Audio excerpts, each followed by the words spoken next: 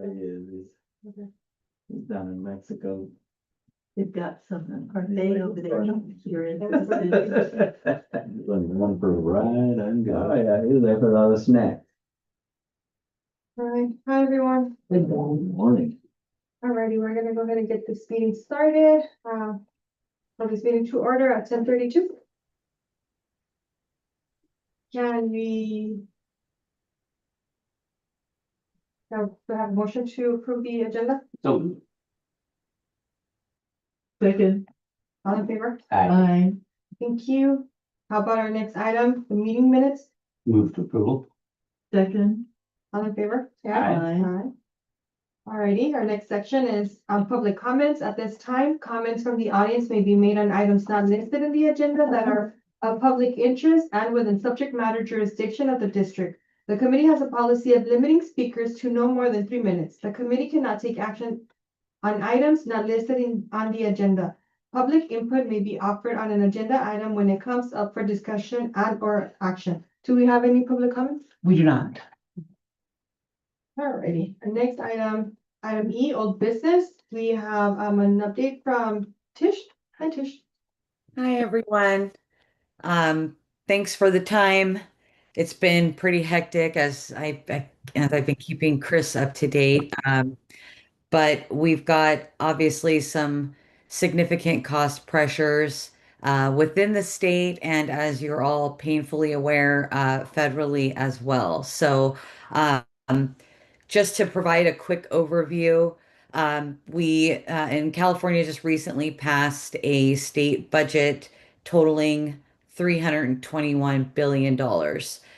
We entered into budget negotiations with a projected $12 billion deficit, which, I think the governor's office certainly leaned in on a $12 billion deficit. I think there were organizations that thought it may be actually higher.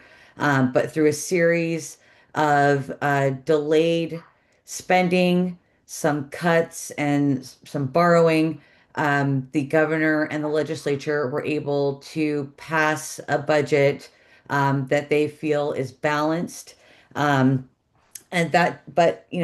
said, leadership certainly feels as though maybe there were some additional items, especially in the healthcare space, that are going to need some attention, especially given the big, beautiful bill, as it's been coined, that's moving through the process and will likely have major implications on California's funding and budgeting. So it is very much anticipated. They're going to gavel down for summer on July 18th, where they'll be back in their districts for a month. And then from August 18th through mid-September, they'll be finalizing this year's session. But it's anticipated that there will be more trailer bills and potentially a fall special session, depending on how receipts start coming back in October, for state taxes and additional action that may be required. So I think, I've sent over a more thorough overview, but for today's purposes, I'll just point out a few pieces of the bill that I think the most important. Obviously, the governor and the legislature had expanded Medi-Cal coverage to UIS, so unsatisfactory immigration status individuals. In this budget, they have enacted an enrollment freeze that begins January 1. And then going forward, starting in 2027, these folks would be subject to a $30 monthly premium. So I think those are two major changes. As you all know, last year, several organizations sponsored and an initiative was passed, Prop 35 on MCO taxes. The governor and the legislature approved a budget that would sweep those funds to backfill Medi-Cal. and would not have any further new investment for this budgetary cycle. So the individuals, the organizations that came together and helped sponsor and pass Prop 35 are considering suing the governor and the legislature for this action. Um, I don't know that it will necessarily come to that. I know it's Planned Parenthood, SCIU, CHA, and others that are looking to potentially sue the governor and legislature. But I think with additional action and possible conversations of an additional business tax, maybe they'll be able to not sweep as much of those funds as they are currently slated to. Um, in addition to that, the governor has also implemented changes to pharmacy benefit managers, requiring additional licensing and reporting in an effort to reduce drug costs. There's a bill currently moving through the legislature, SB 41, that would actually require more stringent licensing, reporting, enforcement, and really at an attempt to keep drug costs low. That is a initiative backed by pharma, and it pits pharma against plans and PBMs. And so the question comes into whether or not that legislation is necessary given the governor's budgetary actions. Um, so again, more trailer bills are to be expected. I think a lot of folks are closely watching funding for Planned Parenthood, and I believe there was a court case or a court ruling maybe yesterday that rejected the cutting to Planned Parenthood funding on the federal level, and so I'm sure that's going to be appealed and continue to move through the process. And so, all eyes on how to protect funding in Planned Parenthood here in California. Um, and obviously, I know there are many groups that are still looking for Medi-Cal reimbursement rate increases that were not successful in getting those approved. And so the conversation is still going to continue into the fall, into the summer. And I think the main issue is that it isn't just a projected shortfall this year. We're looking at a multi-year deficit. And so the question is whether or not we can figure out how to make up for that loss of funding and the revenue stream without passing new taxes, which the governor has been very clear he does not want to do. But that conversation may change if the legislature forces that to as well. So, if there's any details or specific items that you guys are interested in, I'm happy to go and find some more information. I've provided an overview, and I think you guys have those in your packets. But that's currently the state of play. Uh, it's, the governor really leveraged approving the budget to get some of the items that he wanted, which was CEQA streamlining for housing development and the film tax credit, which he has upped and the legislature renewed for, I believe, 340 million just this year. So that's the latest there in California. But we'll keep having to work the process, and whether they feel like they've finished their budgetary actions this year, I think folks all agree that that's not the case and more work is going to be needed. Never the case. Thank you, Tish. Committee members, do you have any questions or follow-up? Has there been any discussion with the passage of the big beautiful bill on the effect of Medi-Cal, Medicaid in the state going forward? Is there anybody got that on the table? Yeah, I think that's really the focus, is the impact that that's going to have and why we're going to have to require legislation to, and I think why they're looking at something like a big retailer tax.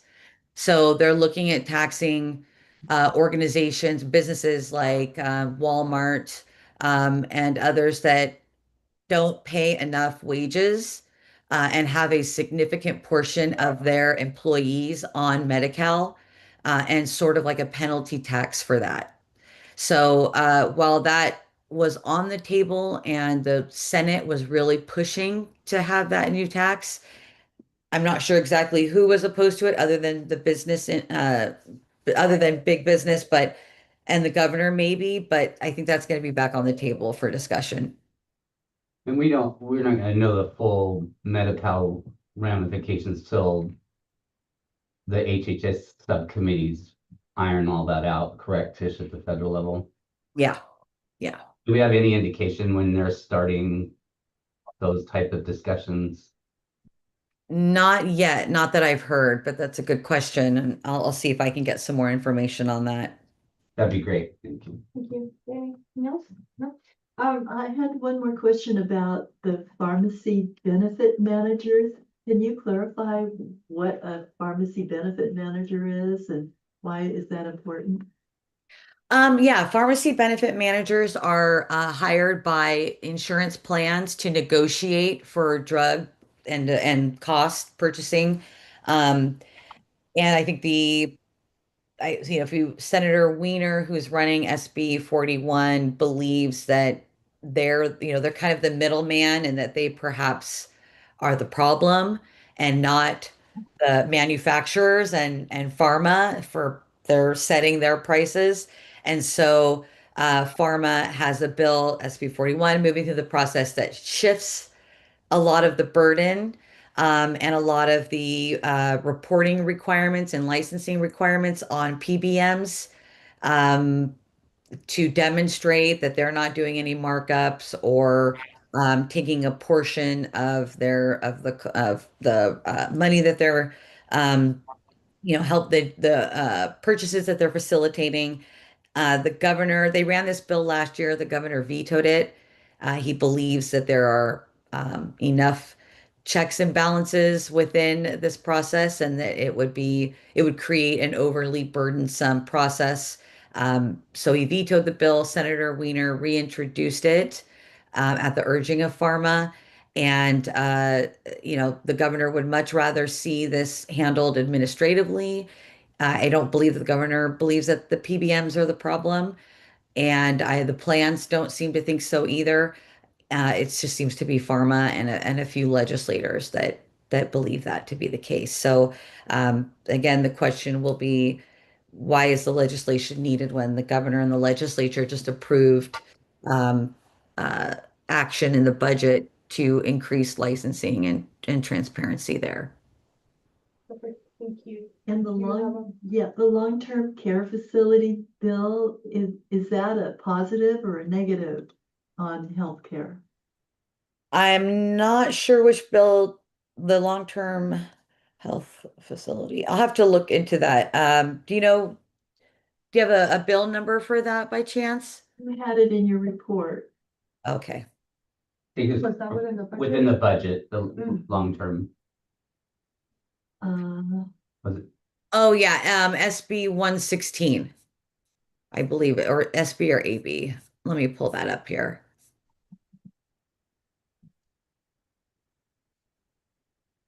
Oh, AB 116, the health facility regulation bill. Yeah, I mean, in my opinion, I believe that this was a necessary bill to help with some of the issues facing the healthcare facilities.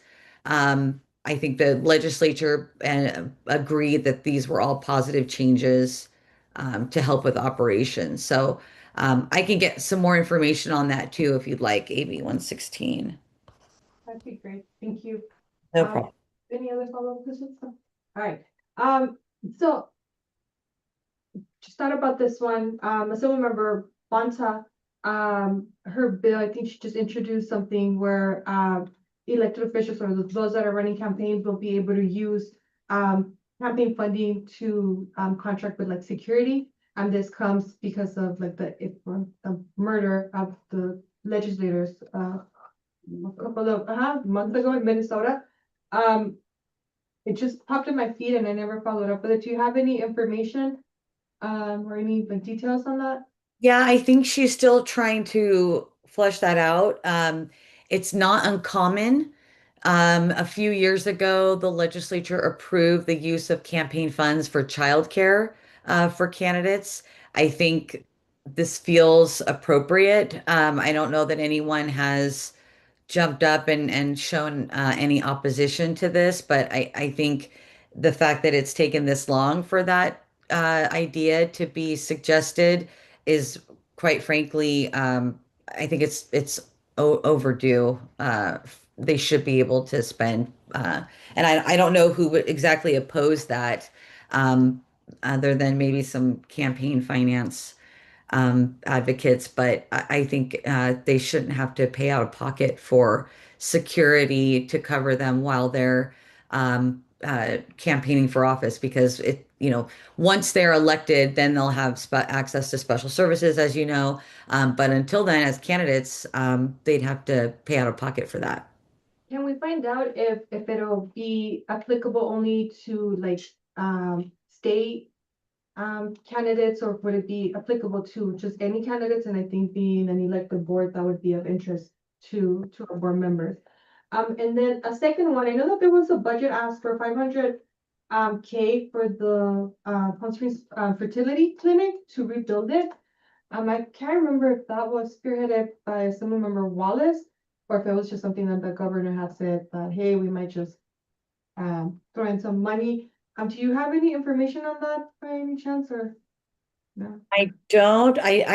It's my understanding that electeds did not get any personal district Mhm. requests fulfilled just because of the deficit, but I will certainly look to see if that were the case. I think they really limited. I know one other item was a couple million for a research facility in Silicon Valley. I think that was the only district specific ask that had been granted, but I will double check on that. Oh, I look- It's a combination of it. It's all construction. Oh, okay. Like money's coming down and then there'll be. Yeah, it's your HCD. I'm surprised on the security thing that candidates just can't hire that as part of campaign staff. Uh, It may be that there's not enough clarification. Yeah. And so there may be a gray area where they need something actually codified or in statute to do it. and then also not all campaigns hire like, I mean, they typically do, but a lot of it is through consultants and just vendors. Yeah. So I think just like Tish mentioned, it's just clarifying it. Right? Well, and if depending on the race too, if one candidate hires security and the other doesn't, Yeah. and does that make them vulnerable to criticism if there isn't explicit permission in state law to do that? Yeah. Yeah, so that, I mean, it's probably a little more complicated than it would sound in politics. And to your point, I don't know why anybody would be opposed to that, so. Right. Yeah. Does was there anything aligned with the budget process regarding Congressman Ruiz's $4 million request for Palo Verde Hospital? Probably not, but. No, but I think that there are entities out there that are looking at revenue and potential increases to revenue. And I have raised the issue with Senator Caballero, who, as you guys know, is very uh, keeping hospitals open is one of her, and health access is one of her biggest priorities. And so, as we're having conversations around increased revenue streams and getting really creative about that, it really should be a priority to maintain health access for everyone, especially in rural areas or areas that are in healthcare deserts. And so I don't believe that as of right now that ask was funded, but I think conversations are still ongoing and keeping items like that and like the Wallace ask first and foremost, I think are going to be essential. And Chris, that would be a great question to ask, both, Senator Padillas and Assemblymember Gonzalez's office, because they're the ones that did the ask to the state Yeah. legislature. So they'd be the ones to be able to give us at least some information, or if they've been advocating or negotiating, or if that amount has lowered, or if they should be able to give us more information on it. Yeah. Okay, so, we have other items within the same, which item E2 is, AB 259 with the civil member of Rubio. Civil member Rubio, sunset elimination for modified Brown Act meeting proceedings. So that hearing was postponed by the committee. Are they gonna reschedule? Hasn't been rescheduled, or? No, both AB 259 and the next item, SB 827, were scheduled in their respective local gov committees, and both have been postponed. SB 827 was pulled by the author, and then AB 259, local gov met on July 2nd. They just didn't hear this bill. Okay. And so it looks, by all appearances, that both of these are going to be 2-year bills. But I have messages into the Rubio and Gonzalez offices to find out if that's the plan, especially for AB 259. I actually reached out to her chief of staff to get some more information as to why the bill was pulled from that hearing. And, we're up against a deadline of next Friday. And so because AB 259 was double referred, it was going to local gov and then after that to judiciary. The fact that it wasn't heard last week and isn't on the agenda for this week tells me it's a 2-year bill because there's no time for it to be heard in 2 committees by next Friday. Yeah. So, but I'll get more information, not just as to, what the status is, but why. Given the bill's vote history, it should not have been an issue to move the bill forward. But local gov is a tough committee, as I'm sure you guys know, in both houses. So, it's really hard to move legislation through there. Thank you. Committee members, do you have any questions?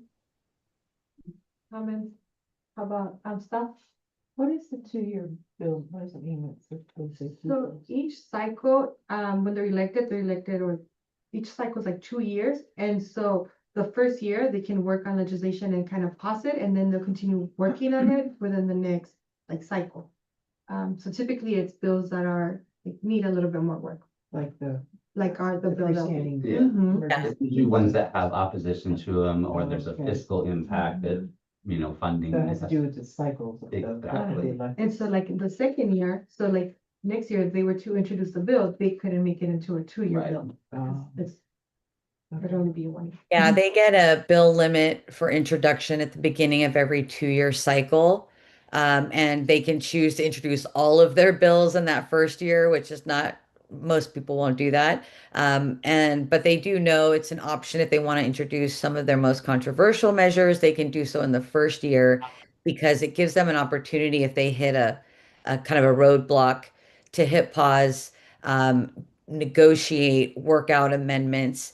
And then when they gavel down for recess for the fall, that gives an opportunity in the fall to work on it. And then come January, they have to move that bill by the end of the month, or it's considered dead.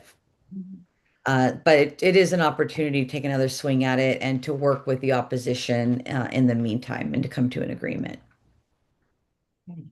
Where are we on Senator Ochoa Bo's bill on, on freestanding emergency department? Yeah, I've had a couple conversations with them. I think they're really been focused on the budget, and I think, 2-year bills, they typically they put up a good fight, they hit the roadblock, and then they focus on their other bills, on the budget, and any other issues that may come up. And then once they gavel down, it's an opportunity for us to come back and use, September, October, November, December to come up with a game plan in order Jan 1 to figure out we're moving this bill or we're amending it. We've worked out, the opposition, or we're moving in a different direction, introducing a new bill entirely. So, I check in with them. They're still all on board. I think it's a matter in the meantime too of working on Senator Padilla's office. Um, uh, and then, picking this back up in the fall and looking at next steps and how to address the opposition and working with the Emergency Physicians Association, bringing them back to the table. But right now in the healthcare space, I think it'll also be helpful to see what happens federally, and it may be that the need and the option of freestanding EDs becomes more palatable Yeah. than it was earlier this year. So as of right now, just I want to make sure that she's still committed and ready to throw her weight behind a compromise, and getting folks to the table to at least have the conversation, and then picking that back up once they have finished with their business right now. Perfect, thank you. You're welcome. Questions? We were having a discussion with the assembly member about the legislation dealing with uh, uh, uh, talking to nonprofit organizations about foundation funding. Has there been any follow-up on that? Yeah, they've asked that we hold off on that until the fall as well. So Cecilia Aguiar-Curry had a very good conversation with her chief of staff. He's willing to have the conversation. He just doesn't want to do it right now. They're in a pressure cooker. And I think in the meantime, lining up other organizations besides the district hospitals, a few district hospitals, I think is going to be key to moving that conversation forward. And so we'll be working on that with other organizations, the Nonprofit Association, potentially ACHD, and working on getting alignment within their membership that this is something that they could support as an association, at least the conversation and engage in the conversation. But it's going to require the membership at ACHD to all be willing to have the conversation. And I don't think I've seen any like specific summaries. I think that we've raised what the concern is, but I don't think that we've come up with any like possible solutions, which I think that we should identify those before we actually do like start advocating for it, just because what we see as an issue, and then of course, well, what would be the desirable outcome, right? Like what would work for our district, and then share that with other districts to see if it would work for them, or there might be other districts that do not find any issues with this, with that bill or that law now. So I think it's important that we actually identify like our key points on what we think a solution would be, or like if we're talking about an actual amendment, do we want to take out a language? Do we want to fix something? Do we like, what is it that we want to do? And I think that would position us a little bit better when we are talking to to the association or other healthcare districts. Yeah, I think it's going to be really key, like you said, that we know exactly what we're asking for, that it be as innocuous as possible. I think we have to take into consideration that this was um, a greatly negotiated bill that portions of it came out of, certain examples of where there was some maybe questionable action. Um, there are going to be folks that are not going to want to see us open this conversation back up. And so step one was going to the original author to see if they're even open to this concept, a very, very, you know, not really get into the weeds just yet, but just approach it from are you guys even willing to sit down and have the conversation? And I think once we get to that point, being able to show this is a minor change, here's what we're trying to achieve, here's our problem. And we've talked to other individuals out like the nonprofit association that thinks that this minor change would be helpful, and it's that it doesn't have to be contentious, and that there's a possibility if there is a special session, if there is additional healthcare legislation, that we could just insert it into that and not necessarily have to run a full-fledged bill. So I think, I know that ACHD, that Sarah wants to be helpful at ACHD, but I think if we can get as thoughtful about the change that's needed, that doesn't unravel a whole lot, but speaks to our issue, and addresses that, I think the better. So that is something that I would want us to have prepared by this September. Perfect, thank you. Sounds No great. problem. Alrighty, any final questions for Tish? Okay, so our next item is committee member comments. Any comments, committee? Any questions, comments from staff? Nope. Seeing none, we're ready to adjourn.